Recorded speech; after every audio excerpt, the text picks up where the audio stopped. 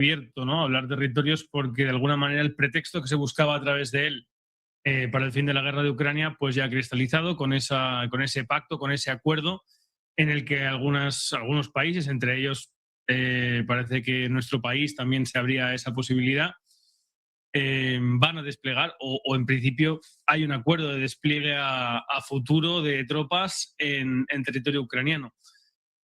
Eso explicaría de alguna manera el hecho de que se haya tardado tanto en terminar algunos flecos y se haya alargado más de lo previsto o de lo que desearían las partes el alto el fuego que propicien las elecciones y posteriormente un acuerdo de paz para Ucrania, ya que, como bien estableció Lavrov muchas veces, dijo que había puntos que había que, digamos, desarrollar.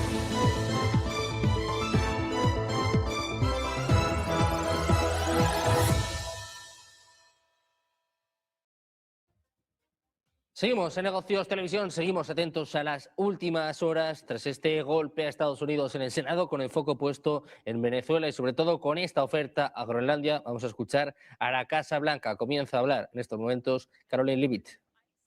And will always uphold law and order in the United States of America.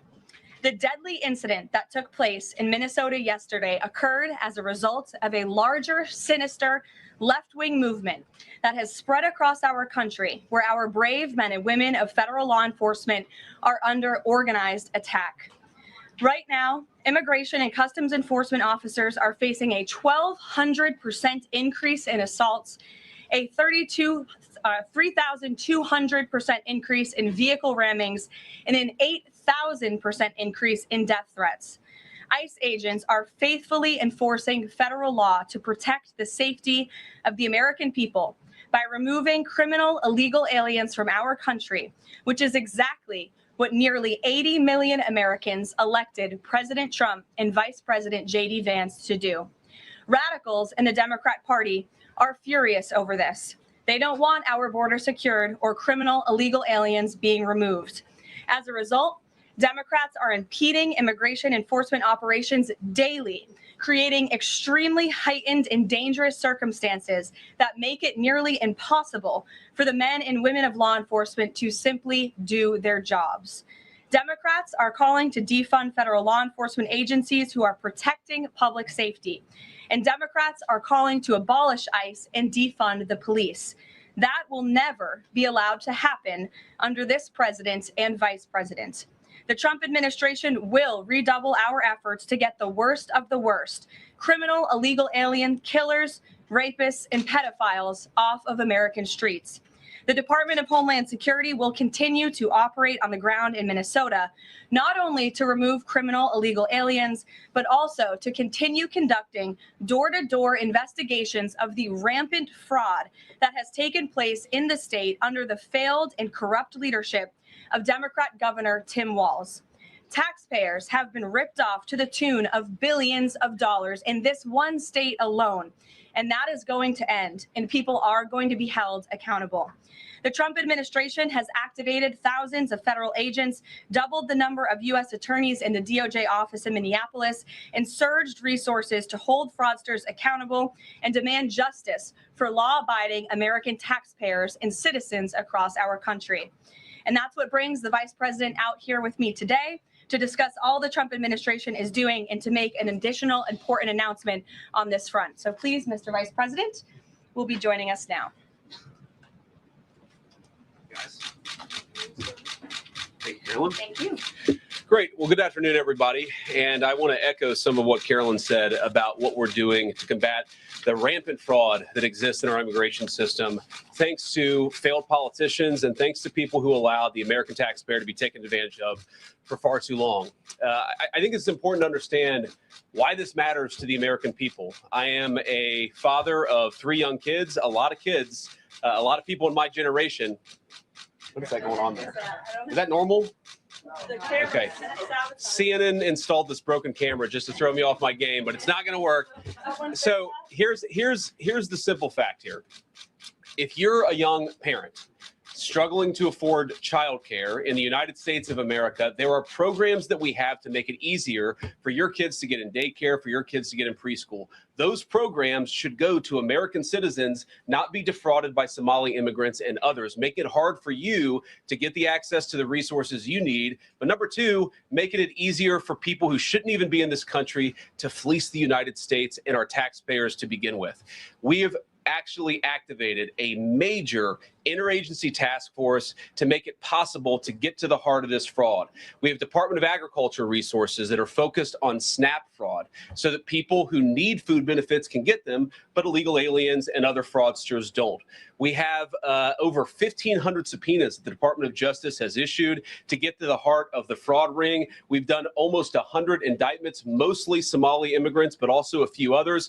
And of course, we're looking in with broad investigatory authority to a number of the instances of wrongdoing that we've seen in Minneapolis. But we also want to expand this. We know that the fraud isn't just happening in Minneapolis, it's also happening in states like Ohio. It's happening in states like California. And so what we're doing in order to help coordinate this remarkable interagency effort from the Trump administration, but also to make sure that we prosecute the bad guys and do it as swiftly and efficiently as possible, is we are creating a new assistant attorney general position who will have nationwide jurisdiction over the issue of fraud. Now, of course, that person's efforts will start and focus primarily in Minnesota, but it is going to be a nationwide effort because, unfortunately, the American people have been defrauded in a very nationwide way. I want to thank a couple of people for the cooperation, in particular Pam Bondi, our Attorney General. First of all, for getting a lot of resources to Minneapolis to start to investigate and prosecute this fraud, really at an industrial scale. We've never seen fraud like this in the history of our country. Pam has been doing a great job to get the resources there to uncover it. But importantly, creating a job like this often takes months, sometimes even longer. When we realized that we needed this Associate Attorney General position, Pam got this person up and running in about a week. We're going to make the nomination hopefully in the next few days. We'll obviously let you guys know who that is when we do it. I've talked to Senate Majority Leader John Thune, who has promised me swift confirmation for this official. But this is the person who is going to make sure that we stop defrauding the American people. Here's one final thing I'll say about this. I've heard a lot of people say that we need a special counsel to investigate fraud in the United States of America.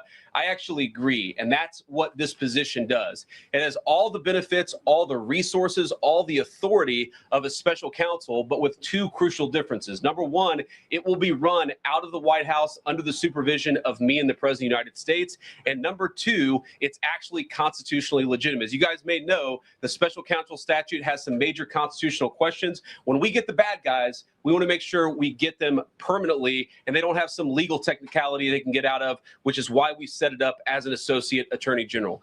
I'll take some questions, but I want to make just one final observation here. When I was actually walking out here, somebody sent me a photo of a CNN headline about what happened in Minneapolis. And this is the headline. I'm just going to read it. Outrage after ICE officer kills U.S. citizen in Minneapolis. Well, that's one way to put it, and that is the way that many people in the corporate media have put this attack over the last 24 hours. And I say attack very, very intentionally because this was an attack on federal law enforcement. This was an attack on law and order. This was an attack on the American people. The way that the media, by and large, has reported this story has been an absolute disgrace, and it puts our law enforcement officers at risk every single day. What that headline leaves out is the fact that that very ICE officer nearly had his life ended, dragged by a car 6 months ago, 33 stitches in his leg. So you think maybe he's a little bit sensitive about somebody ramming him with an automobile? What that headline leaves out is that that woman was there to interfere with a legitimate law enforcement operation in the United States of America. What that headline leaves out is that that woman is part of a broader left-wing network to attack, to dox, to assault, and to make it impossible for our ICE officers to do their job. If the media wants to tell the truth, they ought to tell the truth that a group of left-wing radicals have been working tirelessly, sometimes using domestic terror techniques to try to make it impossible for the President of the United States to do what the American people elected him to do, which is enforce our immigration laws. The President stands with ICE. I stand with ICE. We stand with all of our law enforcement officers. And part of that is recognizing that you people in the media, not everybody in this room, but many people in this room have been lying about this attack. She was trying to ram this guy with her car. He shot back. He defended himself. He's already been seriously wounded in law enforcement operations before. And everybody who's been repeating the lie that this is some innocent woman who was out for a drive in Minneapolis when a law enforcement officer shot at her, you should be ashamed of yourselves. Every single one of you. Questions? Thank you, Mr. Vice President. I wanted to read a quote from Tim Walz earlier today. He said, when things looked bleak, it was Minnesota's first that held the line for the nation on July 3rd, 1863. And I think we may be in that moment now. Can you comment on his rhetoric and Mayor Jacob Frey and whether they want to see unrest in Minneapolis? Well, that's very tough rhetoric from a guy who just quit because his fraudulent activities have been uncovered. Look, Tim Walz is a joke. His entire administration has been a joke. The idea that he's some sort of freedom fighter, he's not. He's a guy who has enabled fraud and maybe, in fact, has participated in fraud. That's what this new assistant attorney general position is going to find out. I don't care what Tim Walz says. I care about getting to the bottom of this fraud for the American people, and I care about enforcing the nation's immigration laws. That's what we're going to stay focused on. Vice President, a related question here. I mean, Democrats have accused ICE of murder. They've said they're targeting Americans. They've told ICE to get the F out of Minnesota. This is going to stoke the fire against ICE agents. And we're talking about ICE agents right now, being concerned about them. What, if anything, is the administration going to do to make sure these folks are protected during these protests? But also, should DHS sort of revisit their procedures here? I mean, nobody wants to see an American killed. Are there changes that need to be made to make sure something like this doesn't happen again?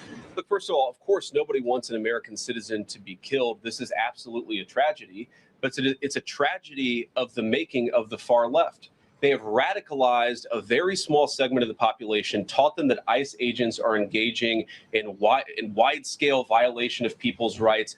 What our ICE officers are doing is deporting the millions of criminal aliens that were let in during the Biden administration. So number one, we have to say, as a matter of leadership, and I would appreciate if the Democrats would join me on this, let's be honest about the fact that we have way too many illegal aliens in this country. Our ICE officers should be supported in doing their job. You're trying to actually marshal the far left lunatic fringe to engage in doxing, to try to make it impossible for them to enforce the law, and in some cases actually to engage in acts of domestic terrorism against our law enforcement officers. When you talk about different plans, different protocols, different policies, I forget exactly how you asked the question. Here's the simple fact. What we're going to do is make it easier for the American people's administration to enforce the American people's law.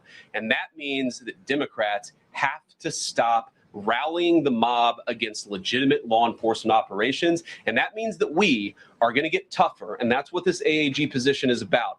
We're going to get tougher at the people who are defrauding the United States by inciting violence against our law enforcement officers. That's one of the things that we're going to do. We've already started that work at the Department of Justice, but we're going to keep on doing it. And this new AAG position is going to kick that into high gear. Vice President Vance, you just suggested that this woman who was killed, Renee Good, is part of a broader left-wing network. Who do you think is behind this broader left-wing network? Well, it's one of the things we're going to have to figure out. But here's the way that I put it. When somebody throws a brick at an ICE agent or somebody tries to run over an ICE agent, who paid for the brick? And who told protesters to show up and engage in violent activity against our law enforcement officers? You see, just with this most recent terrible incident in Minneapolis, you see friends of this woman's or other people who are eyewitnesses saying basically that she was there to engage in obstruction of a legitimate law enforcement operation. How did she get there? How did she learn about this? There's an entire network, and frankly, some of the media are participating in it, that is trying to incite violence against our law enforcement officers. It's ridiculous, it's preposterous, and part of our investigatory work is getting to the bottom of it. Who's funding it? Who's supporting it? Who's cheerleading it? And of course, if there's illegal activity related to that, we're going to get to the bottom of that and prosecute it where we can. Vice President, thank you for taking questions today. Is there a risk with you describing her as a deranged leftist, talking about very specific facts of these events, when an investigation is just beginning? Are you preempting a thorough investigation by drawing such conclusions? And have you received any information beyond the videos we've seen publicly about this individual, her specific acts, that has informed your point of view? Well, first of all, the Department of Justice is going to investigate this. The Department of Homeland Security is already investigating this. But the simple fact is, what you see is what you get in this case. You have a woman who is trying to obstruct a legitimate law enforcement operation. Nobody debates that. You have a woman who aimed her car at a law enforcement officer and pressed on the accelerator. Nobody debates that. I can believe that her death is a tragedy, while also recognizing that it's a tragedy of her own making and a tragedy of the far left who has marshaled an entire movement, a lunatic fringe against our law enforcement officers. I think what is clearly happening here, and it's going to keep on happening unless the Democrats wake up and say, you know what? You don't have to agree with our immigration policies. You don't have to agree with what the president or the vice president believe about immigration enforcement. But why don't you take this to the ballot box? Why don't you vote? Why don't you organize? Instead, what some of them are doing is encouraging people to get violent with our law enforcement officials. It's disgraceful and it's got to stop. Just to follow up on that question, and again, thank you for taking questions, Mr. Vice President. There's clearly a lot of emotion in Minnesota, across the country, over this incident. You're calling Renee Good a deranged leftist. There's been heated rhetoric that we've also heard from officials.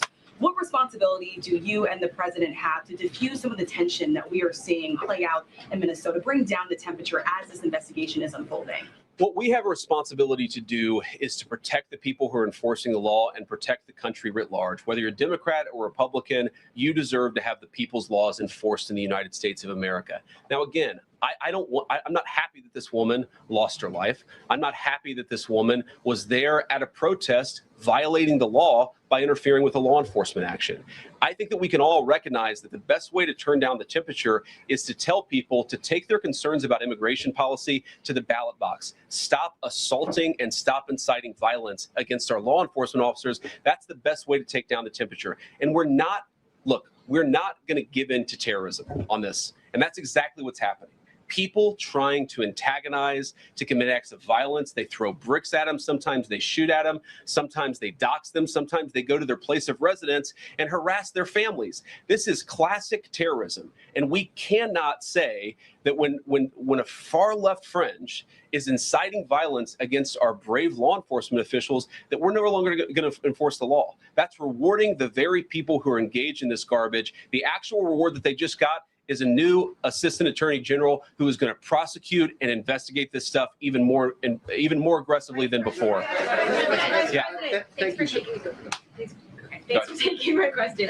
So the head of Minnesota's investigations agency says that the U.S. Attorney's Office has essentially cut off the state investigations agency's access to the investigation. What is the precedent for that, and why shouldn't the Minnesota officials on the ground have access and evidence to work on this investigation? First of all, I wish the state officials in Minnesota would investigate why you have so many people who are using their vehicles and other means to actually interfere with a legitimate law enforcement operation. The precedent here is very simple. You have a federal law enforcement official engaging in federal law enforcement action. That's a federal issue. That guy is protected by absolute immunity. He was doing his job. The idea that Tim Walz and a bunch of radicals in Minneapolis are going to go after and make this guy's life miserable because he was doing the job that he was asked to do is preposterous. The unprecedented thing is the idea that a local official can actually prosecute a federal official with absolute immunity. I've never seen anything like that. It would get tossed out by a judge. So what I'd like Minnesota to focus on is the real issue that they're encouraging people. Minneapolis officials are encouraging people to commit violence against ICE officials. It's ridiculous. It's got to stop. Go ahead. Mr. President, thank you. You said earlier that there's a left-wing network to attack, to dox, to assault, and make it impossible for ICE officers to do their job. You told my colleague just now that there's an investigation going on into that network. Yep. So if everything that you say is true, how does being part of that network justify being shot? Well, being part of the network doesn't justify being shot, but ramming an ICE officer with your car, that's what justifies being shot. It's not a good thing, by the way, but when you force somebody to engage in self-defense, it's almost a preposterous question. I'm not saying that funding some of this stuff justifies capital punishment. Nobody would suggest that. The reason this woman is dead is because she tried to ram somebody with her car and that guy acted in self-defense. That is why she lost her life. And that is the tragedy. Now, there may be other violations of the law and other penalties that are associated with those violations of the law. For example, if you are funding violence against our law enforcement officers, I'm not a prosecutor. My guess is that's not the sort of thing that earns capital punishment, but it should sure as hell earn you a few years in prison if you're funding the effort to try to assault our law enforcement officers. What is, I'm sorry, guys, what's going on here? You guys are meant to report the truth. How have you let yourself become agents of propaganda of a radical fringe that's making it harder for us to enforce our laws? You just asked me a question that presumed that the reason why this woman died is because she was engaged in legitimate protest. She tried to run somebody over with her car, and the guy defended himself when that happened. Next question. So the investigation is still ongoing. I said next question. Mr. Vice President, I mean, you presumably watched the video yourself. There's not the slightest doubt in your mind, having viewed it, that the victim, you still believe that she deliberately tried to ram him despite seeing this video? Look, I don't know what is in a person's heart or in a person's head, and obviously we're not going to get the chance to ask this woman what was going on. What I am certain of is that she violated the law. What I'm certain of is that officer had every reason to think that he was under very serious threat for injury or in fact, his life. What I'm certain of is that she accelerated in a way. Recogemos esta última hora para contar que Trump, el presidente de los Estados Unidos, advierte a Irán el jueves que Washington lo golpearía duro si los manifestantes en el país son asesinados. Hablando en el Eeuu Desata Show, Trump enfatizó que Estados Unidos está observando la situación en Irán muy de cerca. Señaló que Washington es consciente de que algunos han perdido la vida debido a estampidas y agregó que en tales situaciones no está seguro de si puede responsabilizar a alguien. Sin embargo, las autoridades iraníes se les ha dicho que si son directamente responsables de las muertes, pagarán el infierno, comentó el presidente de los Estados Unidos en el show de Eeuu Desata Show. Recordamos que hay muchos altercados en toda la situación de Teherán y ahora enseguida volvemos en el directo de J.D. Vance.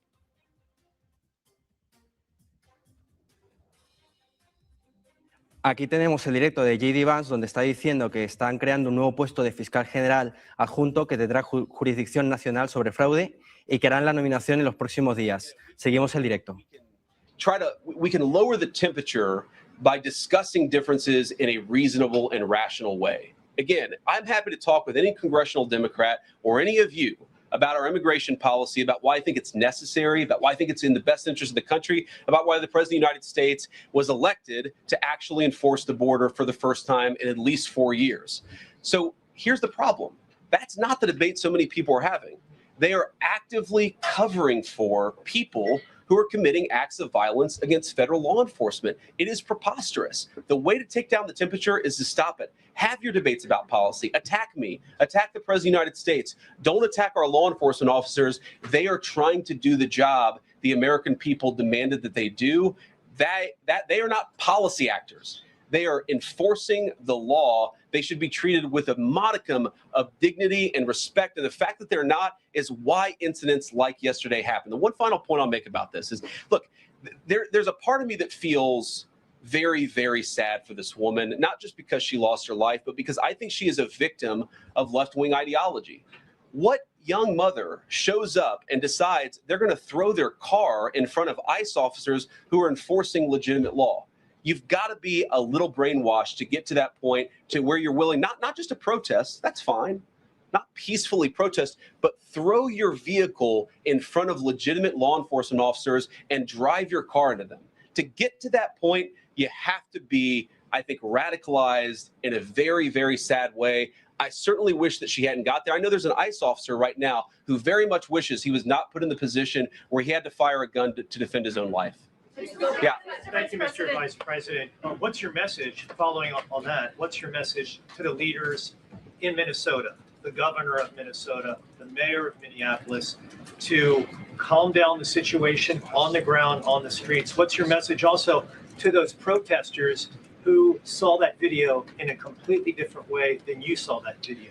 Well, first of all, I think if you watch every angle of that video, there is one angle where if you squint, you can maybe tell yourself that it's not clear what happened. But when you look at all angles of that video, it is very clear that her vehicle went right for the guy. She actually collided with him. And then that's, of course, when he fired his shots. That's obvious, okay? So what I'd say to the protesters is, by all means, protest peacefully, but make this about ideas. Make this about disagreement with our policy. Don't use your protest as a justification or an encouragement for people to go and incite violence and participate in violence against our law enforcement officials. To the people on the ground in Minneapolis, meaning the local officials in Minneapolis from Tim Walz on down, I'd say, look, why can't you just disagree with a given piece of immigration policy without turning law enforcement into the enemy? And think about, for example, a criminal law where a police officer goes and arrests somebody because they violated a criminal law. If you're mad about that, go and protest the politician who passed that law. Don't attack the police officer who's just doing their job. We had a wide open border under Joe Biden. I happen to think it's a good thing the President of the United States has closed it down. If you think that's a bad idea, criticize this administration for a policy decision. Don't attack our people for enforcing the law, because I guarantee you go to ICE, there are black people and white people, there are Democrats and Republicans, they are patriotic Americans who are trying to enforce the law. Attack me, lay off of our ICE agents. Yeah, in the blue, all the way, yeah. Yeah, thank you, Mr. Vice President. You called on Tim Walz to resign. Can you lay out the case as to why he should step down? Well, look, I think Tim Walz should resign because it's very clear either that he knew about the fraud in Minneapolis, he knew about the welfare fraud, or at the very least he looked the other way. I mean, this is not like Lex Luthor, right? This is not movie villain fraud. This is the lowest IQ possible fraud. This is, we're going to take the absence of kids and set up a daycare center where there are no children, and we're going to call our early childhood education center the Quality Learning Center. By the way, if you can't spell learning, maybe you shouldn't be in early childhood education. But people got rich off of this. We know that there were schools who either had no enrollment or at least they overstated their enrollment. Tim Walz, either it was unbelievable incompetence or he was in on the fraud. That's one of the things we're going to get to the bottom of. Sir. Thank you, Mr. Vice President. Can you explain the difference between this Associate Attorney General and a special counsel? And do you envision this being a permanent position or having more of a limited scope? Well, it's going to be permanent until we get to the bottom of what's going on. So I think it's going to last for at least the remainder of the administration. What's different about it from a special counsel is, if you remember, the Jack Smith case where the special counsel was found unconstitutional, one of the big issues there is that that person was not an appointed person, completely aside from all the other issues that the person was a lunatic and that the case had no merit. There was a fundamental constitutional issue, which is that he had not been appointed by the president and he had not been confirmed by the United States Senate. An assistant attorney general, what that's going to allow us to do is appoint this person, have them confirmed by the Senate. That's one difference. The more substantive difference is that this person is going to be part of a very broad interagency White House that's being led from the president of the United States on down. And that's going to give him the resources, the access to material and information to make this person more effective. I think a lot of people have asked, how are you really going to get to the heart of the fraud? We've been asking ourselves that question for the past couple of months, and we think this is the critical piece at the Department of Justice to really ramp this fraud investigation into high gear. In the red tie, yeah. Vice President Vance, I wanted to ask, what's your message to far leftist agitators who feel emboldened to obstruct ICE activity in Minnesota and around the country? Well, I think they shouldn't feel emboldened because now they have an assistant attorney general who is going to prosecute and investigate their fraud and their violence more aggressively than it has ever been investigated in the United States of America. We are doing so much to try to find the financing networks and the domestic terrorism networks that legitimate this violence, that fund this violence, and that, of course, engage in the violence. These people should not feel emboldened because they have, for the first time, maybe in American history, an administration that is not going to tolerate political violence of any kind from anywhere. Yeah. It's not clear today that the entire weight of the federal government is behind these ICE agents and this ICE agent in particular. There is still a federal investigation happening on the ground. Does that mean that they are not looking into this ICE agent at all? They are just focused on the woman who was in the car? What is the investigation if the federal government has already determined that its weight is behind this ICE investigation? So what do you mean when you say investigation, do you mean investigation of the shooting yesterday or of the fraud that's happening in Minneapolis? Yesterday. Okay, look, DHS, as I understand it, has an investigation already ongoing. I know that other organs of our government are looking at this. So yes, there's certainly an investigation that's happening right now. But as part of the broader fraud investigation, a lot of what we're doing with the Department of Justice has already started. We've got over 1,500 subpoenas. We've got people this morning, actually, we're going door to door to actually knock on some of these fraudulent care centers, these fraudulent social services organizations to get to the bottom of what's going on there. So the investigation in some ways has already been ramping up into the anti-fraud element for at least a few weeks. What we're trying to do is supercharge it and make sure there's a designated person within the Department of Justice who completely controls that particular focus.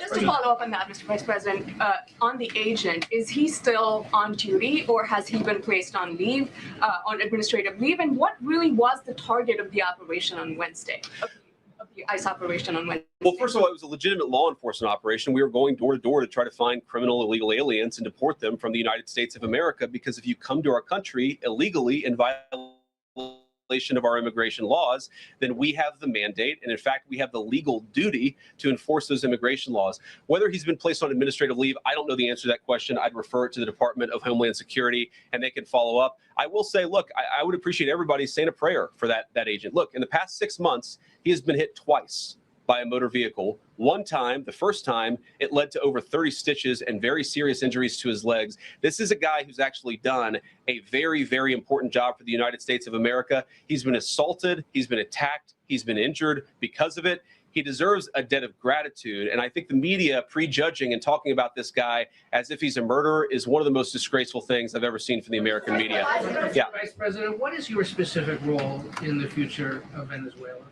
And I'm wondering, could you confirm reports that the Director of National Intelligence, Tulsi Gabbard, was kept out of the planning for the operations because of her past concerns about military involvement in Venezuela? So I've heard a couple of things. One, that I was kept out of the planning for the Venezuela operation. That's false. And another, that Tulsi was kept out of the planning for Venezuela operations. That's completely false. Look, we're all part of the same team.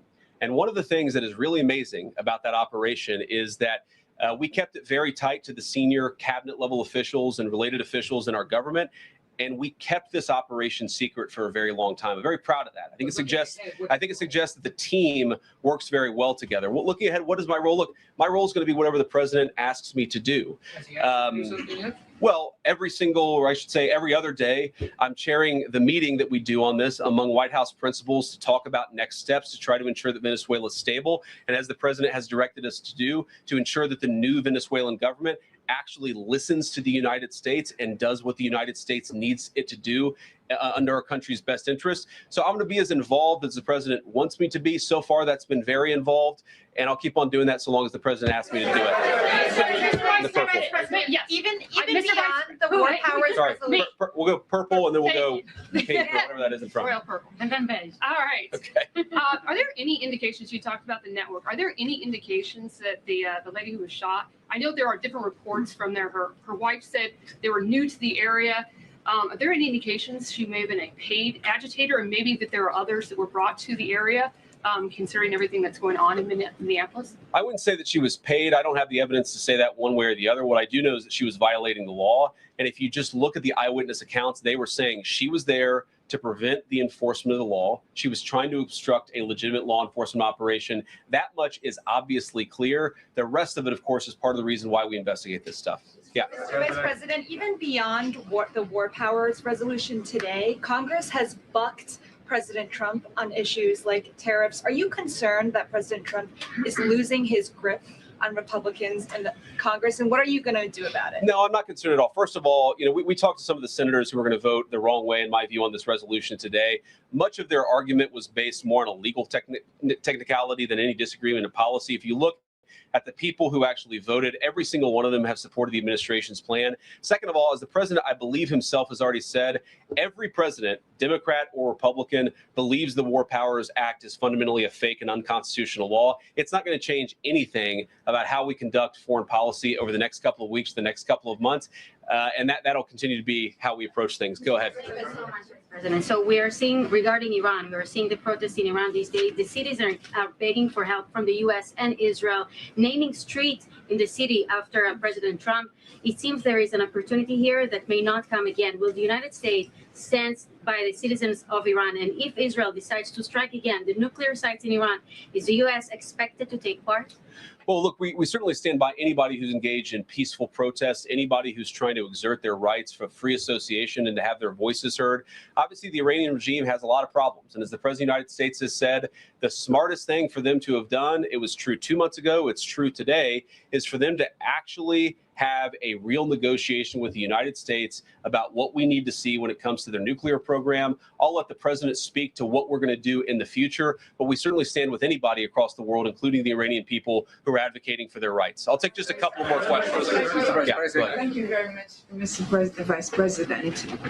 Concerning Venezuela, how would you assure the Caribbean region that they will remain a zone of peace? Because some member states in the region are concerned.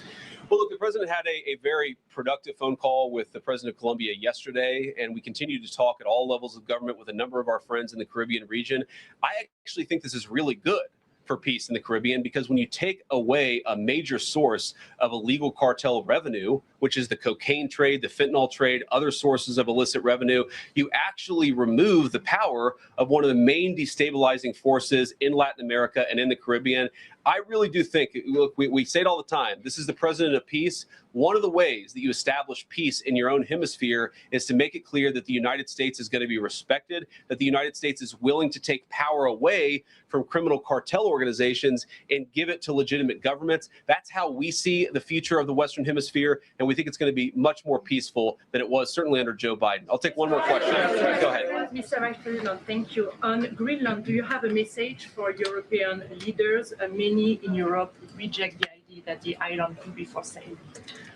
Well, first of all, Secretary Rubio, I believe, is meeting with the leaders of Denmark and Greenland next week. I want to say it is, but maybe it's the week after that.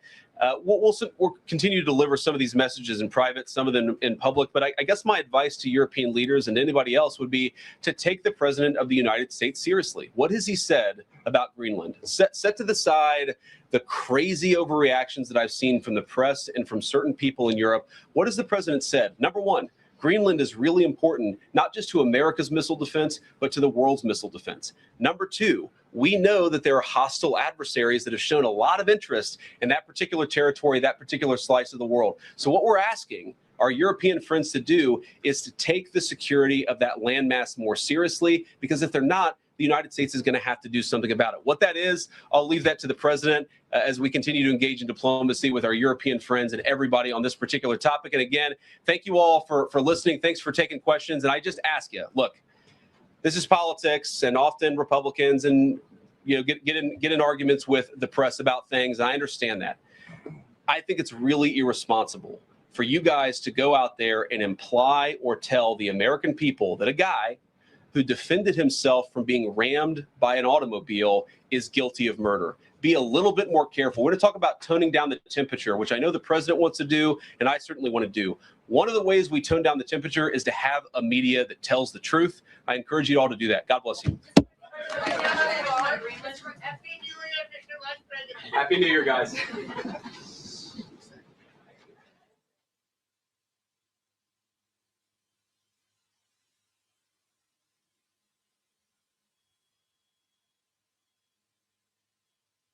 Vamos con una noticia de última hora, y es que Trump en el show el Eeuu Show acaba de comentar que no puede tener mucha más presión en Cuba, aparte de entrar y volar todo el lugar, según dice en el show. Textualmente, abro comillas, toda su vida fue Venezuela, tienen petróleo, tienen dinero en Venezuela. También dice lo siguiente, nuestros soldados entraron, no tuvimos a nadie asesinado, perdieron a muchos combatientes cubanos. Dijo en el Eeuu Show. Ha continuado diciendo que Cuba ha estado en problemas durante los últimos 25 años. Y por otro lado, en la rueda de prensa de J.D. Vance, acaba de decir en la rueda de prensa de la Casa Blanca que Trump quiere asegurarse de que el gobierno venezolano realmente escuche a los Estados Unidos después de la captura del presidente Nicolás Maduro. Vance ha dicho a los periodistas que el presidente de los Estados Unidos instruyó a su equipo para asegurarse de que el gobierno venezolano haga lo que Estados Unidos necesita que haga en el mejor interés de nuestro país. Y ya por último, ha comentado sobre la importancia de Groenlandia y que la próxima semana Marco Rubio tendrá unas reuniones muy importantes al respecto. Y con todo esto os dejamos con una breve publicidad de 2 minutos y enseguida estamos con Gabriel Montalto en el cierre de Wall Street.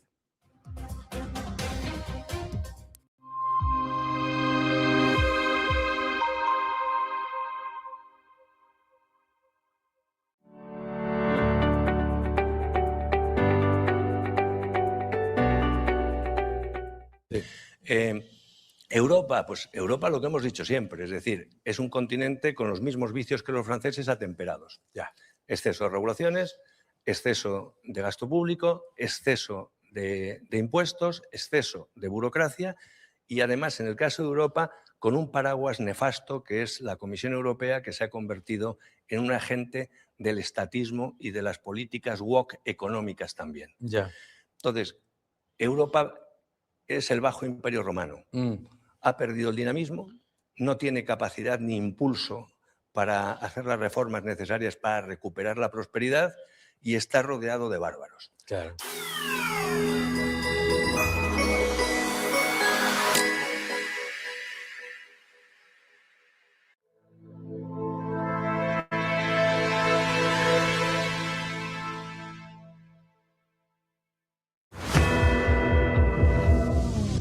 Muy buenos días, muy buenas tardes, buenas noches. Es un placer formar parte del equipo de Negocios Televisión en una nueva temporada del cierre de Wall Street. Y nos vemos para la nueva temporada del cierre de Wall Street con Gabriel Montalto.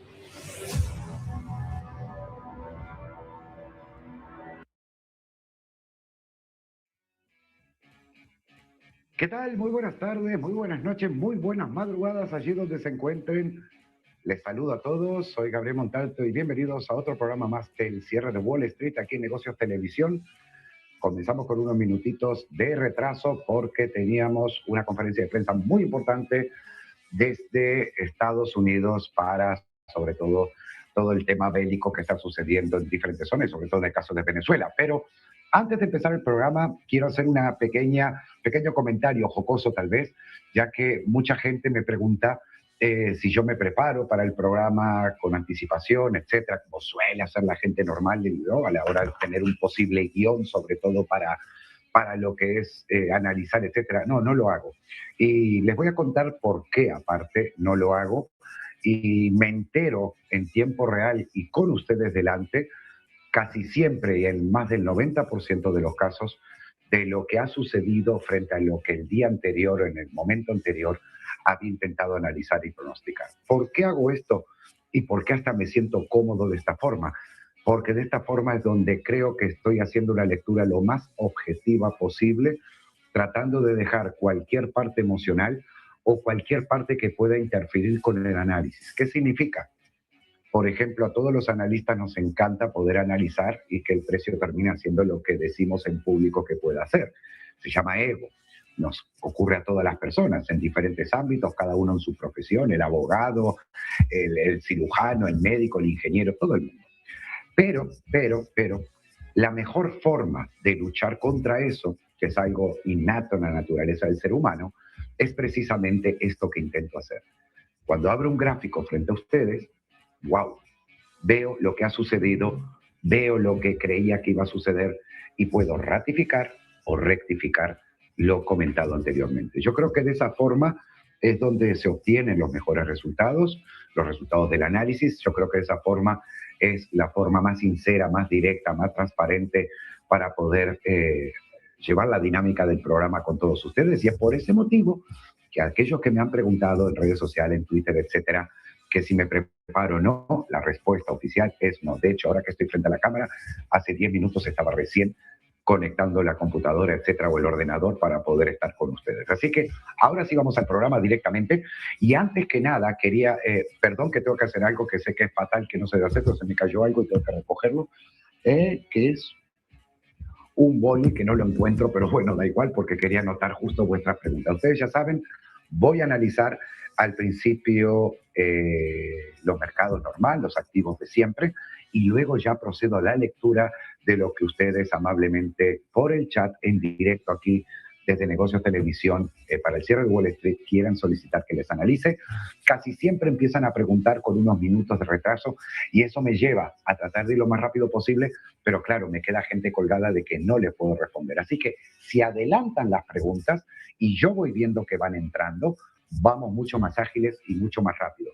Ayer, por cierto, muy buenas preguntas, muy buenas consultas que me hicieron para activos, que creo que si el resto le prestó atención, probablemente en algún momento tengamos que agradecerle a esa persona por haber preguntado por ese activo financiero y en todo caso mi granito de arena que pude haber aportado con este análisis. Y por esto es que digo que voy a arrancar hoy diferente, ahora sí los compañeros ya proyectan los gráficos, porque ayer me quedó Luis, que ya había hecho una consulta, gracias compañeros, ya había hecho una consulta Luis ayer, que nos había hecho un aporte también de 5 euros para el canal, que se agradece. Había hecho otro de 2 porque me confundí a la hora de que él preguntaba por Link. Y Link en este caso era una cripto efectivamente y no lo que le analicé o lo que le quise analizar en ese momento. Así que ahora voy a empezar con Link. Gracias Luis ayer por esa atención hacia el canal de 2 euros también para tal pregunta. Y voy a empezar con ella. 13.26 es el precio de cotización que tiene Link en este momento, Link Chain, la cripto, el USDT, y tenía yo ya un análisis bastante antiguo para ella. La zona más importante de soporte que tiene, voy a extender las líneas, otra cosa que también les digo, las líneas son inamovibles, lo que pasa que son de tantos programas anteriores o análisis que me sirven para saber por qué en algún momento se detiene un precio o no. Hay gente que prefiere menos, pero como es un tema más didáctico de información y de comunicación, lo que hago con ustedes, y no tanto de uso propio, creo que es justo también dejar constancia de lo que en el pasado dije, tanto si salió bien como si salió mal, ¿verdad? Que lo he hecho muchas veces con ustedes, por supuesto. Entonces, el soporte para el caso de Link está justo en la zona de los 10.90 aproximadamente, para redondear los $11. Hay otra zona también de medio plazo, esto ya viene a definir niveles para los próximos 2 o 3 años, que están mucho más lejos, y son los 5,80. Es algo que creo que no va a suceder, al menos de momento por lo que veo para el caso de Link, que vuelva a visitar estos precios de $5,80. Sin embargo, el soporte importante de estos 10.90 sí son relevantes para esta cripto. ¿Por qué? Porque lo que está haciendo en este momento es una especie de figura de triple, cuádruple suelo. Ayer hablé de esta vela que estaba presente en Bitcoin, que llegó al objetivo que llegó. Les expliqué que se repetía en Ethereum, etcétera, con más tamaño en Ethereum. Y en este momento, esta misma vela, esta vela que acabo de comentar, que va desde casi los 8 hasta los 22, es una locura para el caso de Chain.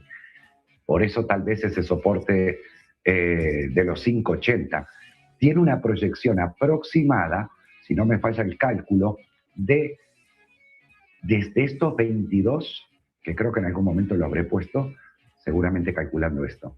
No lo hice calculando esto, pero me da estos $36 aproximadamente, entre 36 y 37. Toda la zona importante que no debe perder Link, es este. El 5,80 que queda lejos, casi a mitad de camino del precio de cotización actual, un poco más. Vamos a medirlo. Por eso te lo debía este análisis, Luis. Estamos hablando de que el stop realmente lejano está a un 56% del precio de cotización. En caso de que ese soporte se tocara, estaríamos hablando de, a precios actuales, una reducción del balance de un 54%, 55% aproximadamente. Pero en el caso de que no sea así y que lo que estoy viendo se vaya a cumplir, y todo apunta que puede ser altamente probable, es una relación casi riesgo-beneficio de 3, algo a 1. ¿Por qué? Porque hay casi un 179, 180% de potencial al alza en caso de llegar a objetivo. Esta vela que acabo de comentarles aquí, esta vela de aquí es para mí la más importante. Es más, me animo a decir, por cómo se suele comportar esta vela, que ayer hablé de ella, que en realidad, si esta vela hace lo que suele hacer y como lo suele hacer, este mismo tramo hasta los 37, 38 se repetiría una vez más en torno a 60. Y es por ese motivo que en el caso de que Link superara los 40, los 40,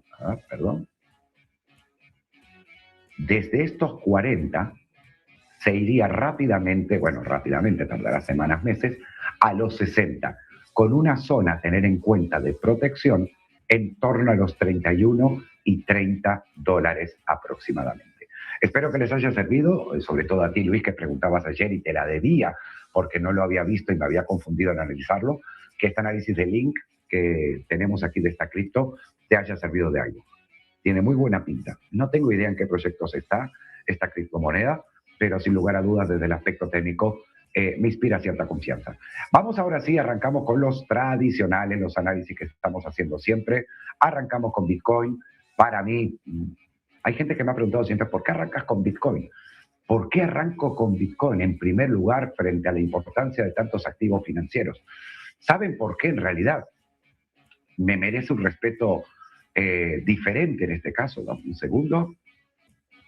Bitcoin, para la antigüedad que tiene, de su existencia desde la creación, de todo lo que ha llegado a revolucionar el sector financiero, las comunidades, el sector privado, creación de nuevos millonarios, etcétera, etcétera, creo que es un activo financiero que no tiene competidor alguno a lo largo de la historia.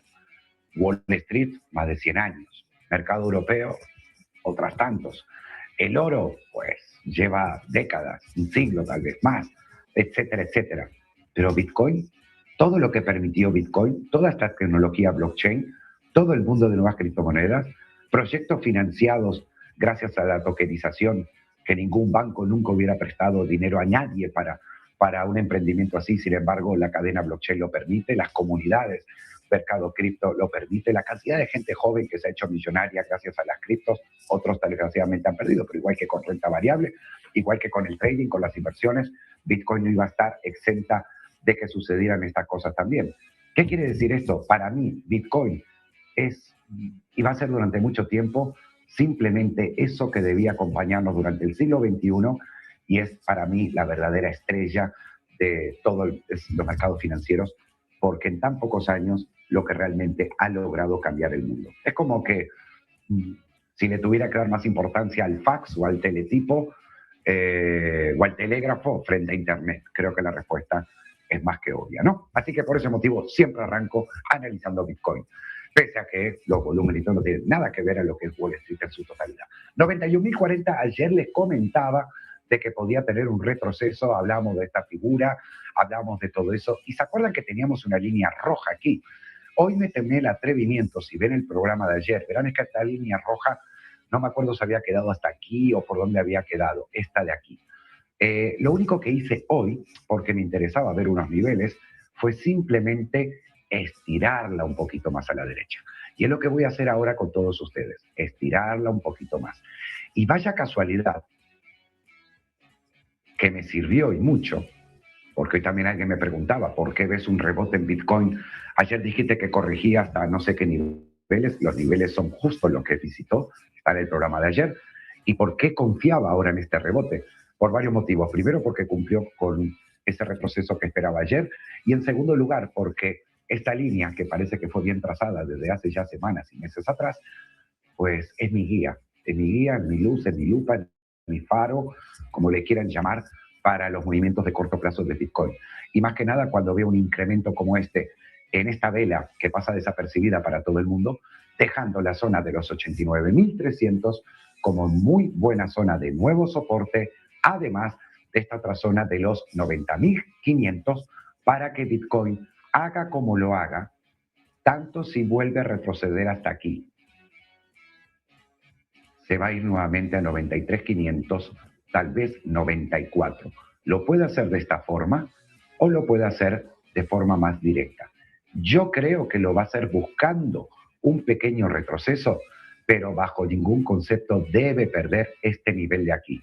Estos 89.250, 89.300. Este es el gran soporte para este movimiento desde precios actuales de 91.055 aproximadamente, que le llevaría a 94.300, 94.500. Ya en el siguiente programa veremos la siguiente proyección, pero de momento no veo una pérdida nuevamente de los 89 ni tampoco un acercamiento a los 88.500 para el caso de Bitcoin, porque lo que tenía que hacer lo ha hecho ayer y cumplió con la figura bajista, cumplió con todo. Vamos a ver ahora el oro. El oro les decía que todavía tenía potencial de subida para nuevamente caer. De momento tiene una resistencia que ha terminado de marcar tanto en el día de ayer como hoy, que es la zona de los 4.470 aproximadamente, ahora 4.448. Les hablaba de que la pérdida del nivel de 4.435 aproximadamente le va a llevar a los 4.377, 4.375, o de lo contrario podía subir, pero que no iba a superar en ningún momento, o dudo que supere, esos 4.518, 4.520, donde mucha gente entrará alcista y se puede llevar una sorpresa desagradable. Así que el oro en este momento, aquí, simplemente no está haciendo nada, no hay un movimiento definido, solamente ver que cierre y abra mínimo en horario por debajo de 4.40, o sea, 4.38, que fue lo que comenté, le llevaría a esos 3.70, aproximadamente 3.75. De lo contrario, puede subir un poco más, pero solo y únicamente para volver a caer. ¿Por qué le digo esto? Porque no va a faltar el primero que dirá, si no sube, claro, cae. O sea, un poco riéndose de lo que estoy diciendo. Y no, estoy diciendo desde dónde hay un disparo a la baja y en todo caso, en seguir subiendo, dónde vendría el disparo a la baja desde más arriba. Es muy diferente decir que algo o sube o baja. ¿Ok? Doy niveles. Todo apunta que va a corregir. La única pregunta es, ¿corrige desde aquí? ¿Corrige desde $3 más abajo? ¿O corrige desde 25 o 30 dólares más arriba? Esa es la única duda que tengo. No si lo va a hacer, sino cómo. ¿Ok? Eso sí es mojarse. Bien, vamos ahora a ver el euro-dólar rápidamente. Bravo ha tocado el objetivo que tanto esperaba y comentaba. También lo comentaba en el día de ayer. De hecho, lo pasó de largo. La zona del 1.1640, 1.1645, que también en redes sociales comentaba, se ha tocado. ¿Qué puede pasar ahora con el euro-dólar? Sin lugar a dudas, la resistencia más relevante está en el 1.1675, 1.1680, ahora repito 1.1645, pero tiene todavía un viaje bajista que le va a llevar a este nivel. ¿Recuerdan? El del 1.1570, o sea que todavía queda recorrido bajista.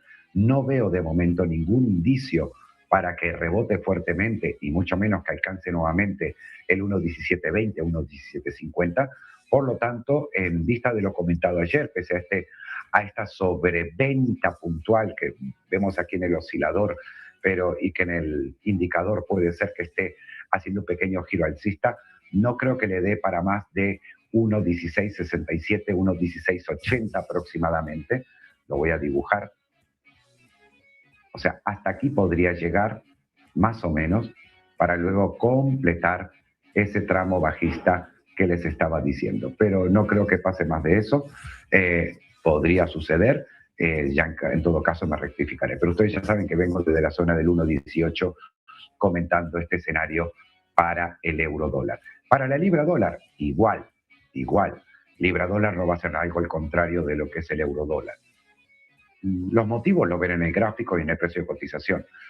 Hay otra explicación también, en algún momento la daré y la comentaré para que la aprendan, sobre todo, de cuál es la relación directa que hay o correlación entre estos dos pares de divisas y por qué resulta tan sencillo saber que si el euro-dólar hace una cosa, la libra hará exactamente o casi lo mismo y será lo contrario mayormente de lo que hace el dólar-yen. Por lo tanto, tenemos una estrategia que automáticamente, sin demasiados conocimientos profundos de trading y de inversiones, para lo que es la técnica de pair trades, que se le denomina, o directamente operando con correlaciones y descorrelaciones en el mercado de divisas, que son de las estrategias más potentes, más fiables y que no son tan difíciles de aprender, ni hay que pagar cursos caros, ni a estrategias fabulosas, mágicas para el euro-dólar en 15 minutos, ni nada de eso que en realidad no sirven para nada. Así que aquí les estoy dando estos consejos también para que no pierdan dinero o no se lo regalen a alguien tontamente. 1.3423 para la libra-dólar, resistencia importantísima 1.3454, 1.3455, objetivo que tiene la libra-dólar cuando pierda el 1.3390, 1.3395, ya lo conocen, ya lo saben, lo he comentado muchas veces, 1.3250 aproximadamente. De momento, esta es su resistencia. Este es el objetivo bajista y que si puede subir un poquito más, apunta de momento que puede tener un rebote técnico, pero muy poquito, de pocos pips, que tanto puede chocar con esta resistencia o superarlo un poquito hasta el 64-65, pero solamente para caer a este otro nivel. ¿Cuál va a ser el detonante? Como siempre ya saben, no tengo ni idea. Vamos al dólar yen. Este, sin embargo, portándose bien, cumpliendo con todo lo que estábamos comentando desde los últimos programas. Nada que agregar, nada que quitar, nada que rectificar, solo ratificar. ¿Y qué es? Que efectivamente estamos en el 156,95 y cada vez más cerca de este nivel de 159, 159.50 aproximadamente, con una zona de soporte clara que ya en su día dejé aquí en el cierre de Wall Street de Negocios Televisión. Esta figura, estos niveles a mediados de diciembre, siendo los 154, 154.50, una muy buena zona de posible acumulación para el precio y de tomar decisiones en direcciones alcistas o lo que se denomina en derivados longs. ¿Ok? Así que hasta ahí quedó claro también. Vamos al SP500. No le hice rayitas, solo hablé de este hueco y hablé de este otro hueco que va a ser cerrado en 6.865. El fuerte imán de 6.940 parece que es infranqueable. Ahora está confirmando la figura, esta de aquí, por lo que nuevamente me voy a arriesgar a decir que por debajo de 6.970 el objetivo del SP500, el primero, el más cercano, mañana, pasado, ni idea cuándo, hoy estamos a miércoles si no me equivoco, será estos 6.820. Es altamente probable que esta figura que está creando le lleve a esta corrección al SP500. La resistencia acabo de mencionarla. En el caso del Nasdaq 100, lo que les decía, no llegó aquí arriba, pero tenemos la zona de resistencia y corrigiendo desde el programa de ayer, que fue lo que comenté. Objetivos bajistas aquí, los mismos que comenté ayer, en la zona de 24 con algo, desde los 25.450 que cotiza en este preciso momento. Detonantes, vuelvo a repetir, ni idea. Un segundo, esto se me ha dibujado aquí y no debía, fuera. Vamos a pasar al Dow Jones Industrial, que es el único que está verde y con fuerza en este momento. Ayer comentaba que acá había un soporte en 48.960, que el movimiento le podía llevar nuevamente hasta la zona de 49.560 aproximadamente, o 570, no me acuerdo bien, pero que era muy importante para el Dow que no perdiera los 48.550, 48.500. En caso de hacerlo, se iría a estos 46.870, 46.850 aproximadamente. Así que de momento todavía puede ser que siga subiendo un poquito más, pero me temo que esta figura, esta de aquí, le va a llevar a los 48.500 para, una vez perdidos, ir a estos niveles que les estaba comentando ahora de 46.980, 46.950, 47.000, desde los 49.272 actuales también, que cotiza el Dow, el único contracorriente dentro de Wall Street. De hecho, hay épocas para el Dow, ya que no sé si lo han podido ver a lo largo de 2025 en varias ocasiones, S&P y Nasdaq subiendo, Dow cayendo. Ahora S&P y Nasdaq cayendo, Dow subiendo. Y creo que anteriormente mencioné justo lo contrario. No es típica esta descorrelación entre los tres modelos de índices o los tres índices, ya que el Standard & Poor's reúne a las 500 empresas más importantes, el Nasdaq 100, sector tecnológico puro y duro, y el Dow Jones Industrial, digamos que es el abuelo mayor o es el capo de familia de los índices. ¿Por qué? Porque es el que trae mayor antigüedad, es el que reunió los activos más potentes, reúne el sector bancario, reúne el sector servicios financieros sobre todo, reúne el sector petrolífero también de allí, etcétera, etcétera. O sea que reúne realmente los majors, los pesos pesados en esos 30 activos financieros o acciones de renta variable que cotizan para el Dow Jones. Es por eso que, pese a que no es típico, este tipo de descorrelaciones existen. Pero tarde o temprano Wall Street lleva los tres barcos al mismo puerto. Es raro que tenga dos barcos apuntando para un puerto y uno al contrario.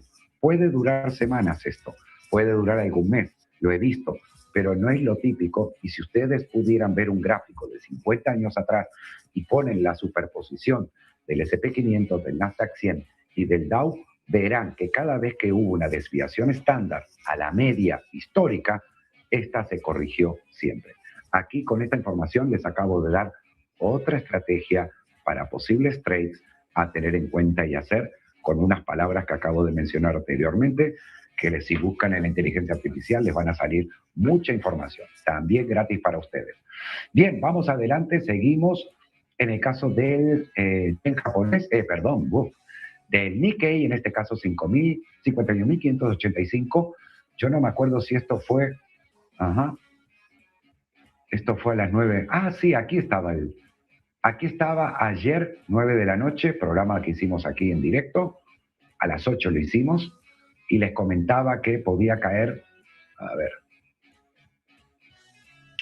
7 de enero, hoy es jueves, claro, hoy es jueves. Entonces, esto fue analizado ayer por la hora que veo, 20, fue más o menos cuando empezó el programa del cierre del día de ayer. Y yo comentaba que podía caer hasta 50.700 y algo, 720, 730, desde los 52.145, que lo podía hacer de dos formas, igual que lo que hablé del Standard & Poor's, que lo podía hacer desde más arriba o que lo podía hacer desde ese mismo nivel. Y que la zona de resistencia, a buen entendedor por cada palabra, ya sabe lo que cada uno significa la palabra resistencia o soporte según vaya long o short, estaba aproximadamente en este nivel de 52.730, 750. Pues ha corregido, está corrigiendo, quedó a cuánto del objetivo de momento, rápidamente, si estos son un 3%, quedó, recorrió en este momento un 66% del movimiento bajista proyectado. Así que queda ese 30 y pico pendientes, que espero que no quede como deuda con ustedes, simplemente que el Nikkei termine, siempre sin superar esto, termine de completar este movimiento bajista, ya que cuando pierda los 50.350 aproximadamente, el siguiente viaje bajista para Japón será 48.300 aproximadamente. Rápidamente, gas natural, a ver qué ha hecho.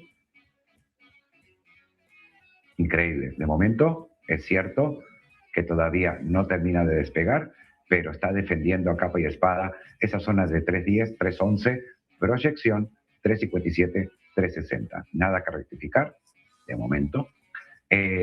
Índices del dólar norteamericano, 98.59. Teníamos una proyección desde la zona de los 98.10 aproximadamente, lo más importante encima de 98, con una zona de soporte muy importante en los 97.20 aproximadamente, y con niveles de cotización cercanos a los 100,50, que parece que todo apunta a cumplirlo, aunque retroceda, aunque apoyen los 98.15, etcétera, pero el movimiento final debería finalizar, valga la redundancia, arriba. Para el caso del petróleo, parece que todo lo que se especula cuando se habla de Venezuela, que si Estados Unidos hará el control con el petróleo, entonces va a bajar, etcétera, pues de momento sube un 1.44%, 1,43 dólares, sobre todo el BTI o el West Texas, aquí lo tenemos, cotizando en 57.81 tiempo real, y que se está acercando al objetivo de 58.90 aproximadamente, ya proyectado y comentado desde la zona de los 55.30 aproximadamente. Para el caso del VIX, tímidamente ayer empezó a rebotar, ¿se acuerdan que hablé de los 13 y pico? Cosa que creo que no se va a visitar ni se van a ver cotizando para el caso del VIX, y que tenemos varios niveles superiores que el VIX va a alcanzar tarde o temprano. Expliqué ayer lo que significaba el VIX, etcétera. De momento, peso colombiano, que ayer estaba en 3.760, yo daba proyección alcista, que de momento lo único que está buscando es retroceder, similar a la figura que había en el petróleo, no, en el gas natural, similar la formación del gas natural del gráfico.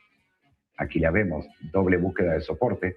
También lo estoy viendo para el caso del peso colombiano en estos niveles de 3.690, 80 y los 3.710 aproximadamente. 3.707 cotiza, pero también para el peso colombiano todo apunta a esos 3.980.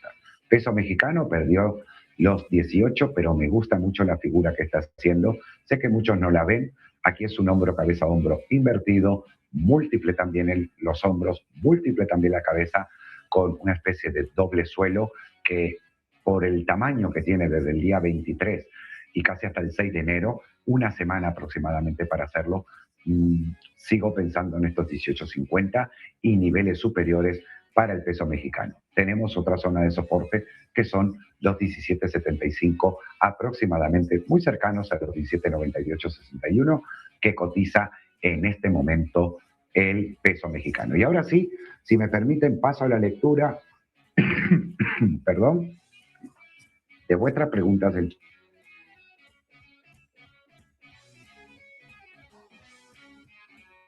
y voy a tratar de llegar a las primeras